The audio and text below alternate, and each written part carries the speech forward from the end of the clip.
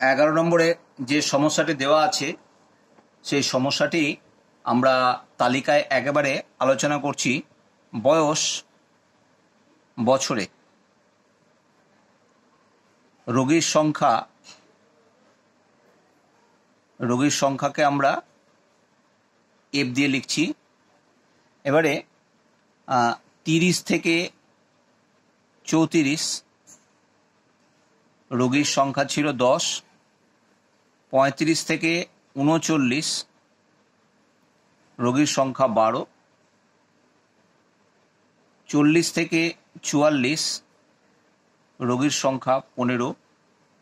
45 থেকে 59 রোগীর সংখ্যা 6। 50 থেকে 54 রোগীর সংখ্যা 4। আর 55 থেকে 59 রোগীর সংখ্যা 3। আমরা এটাকে ধাপ বিচ্যুতি বা ক্রমবিচ্যুতি পদ্ধতিতে করব। তাহলে আমরা এখানে একটা কাজ করি, আমরা লিখি মধ্যমানকে আমরা এক্স দিয়ে লিখছি। 30 আর 34 মধ্যমান আমরা এখানে লিখলাম 32। তারপরে একই রকম ভাবে এখানে হবে 37, এখানে হবে 42, এখানে 47, এখানে 52 আর এখানে হচ্ছে 57। আচ্ছা, এবারে রোগীর সংখ্যা এটার যোগফল আমরা বার করি, সামেশন অফ এফআই। যোগ করলে দেখো 3 আর 4 7, 7 আর 6 13, 13 আর 2 15, 15 আর 5 20, 0 আর এগুলো হচ্ছে 2 3 4 5 অর্থাৎ 50। এখানে ধাপ বিচ্যুতি পদ্ধতিতে আমাদের গুরুত্বপূর্ণ হচ্ছে যে প্রতিটা শ্রেণীর দৈর্ঘ্য কত। এখানে 30 থেকে যেহেতু 34 রয়েছে, আপাত দৃষ্টিতে মনে হচ্ছে ধাপ বিস্তার বা শ্রেণী দৈর্ঘ্য হচ্ছে 4, কিন্তু শ্রেণীটা যদি আমরা শ্রেণী সীমানায় নিয়ে যাই তাহলে কিন্তু দেখা যাবে এটা হয়ে যাবে 29.5 আর এটা হয়ে যাবে 34.5। তখন কিন্তু আমাদের শ্রেণী দৈর্ঘ্যটা 5 করেই বেরোবে। আরো সহজভাবে আমি বলি, মধ্যমানগুলো দেখো, মধ্যমানগুলো যে কোনো একটা মধ্যমান থেকে তার পরের মধ্যমান দেখো কত রয়েছে না 5 করে করে পার্থক্য, তাহলে শ্রেণী দৈর্ঘ্য এখানে হবে 5। তাহলে আমরা এখানে লিখে নিই শ্রেণী দৈর্ঘ্য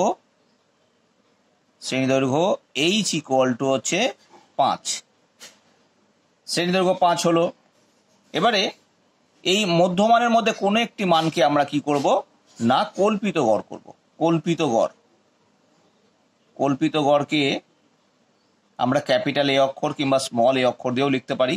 তাহলে কল্পিত গড়কে আমরা কি করলাম, কল্পিত গড়কে আমরা 42 ধরলাম, 42কে কল্পিত গড় করে নিলাম। তাহলে এখানে আমরা কল্পিত গড়ের জায়গা লিখছি কত না, কল্পিত গড়ের জায়গা লিখলাম 42।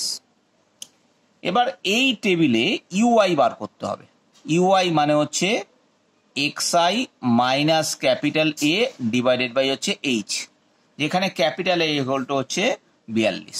তাহলে এখানে সরল করলে দেখো বেরোবে -2, এখানে -1, এখানে 0, এখানে 1 2 3। সহজভাবে হিসাব করার একটা পদ্ধতি তোমাদের বলে দিচ্ছি। যেখানে তুমি কল্পিত গড় ধরেছো সেইটা হবে এখানে ইউআই 0, আর ওপরের দিকে উঠতে থাকবে যখন -1 -2 করে উঠবে, আর নিচের দিকে যখন নামবে 1 2 3 করে নামতে থাকবে। এর পরের কলামটা এখানে হবে কি এফআই ইউআই। ইউআই এখানে দেখো -2, তাহলে 10 দিয়ে গুণ করো -20, এখানে -12, 15 ইন্টু 0, এখানে কিন্তু 0। বেশিরভাগ ছেলেমেয়েরা ভুল করে এখানে 15 লিখে ফেলে, তোমরা কিন্তু এটা সতর্ক থাকবে। 6 ইন্টু 1, 4 দুগুণে 8, 3 তিরিখে 9।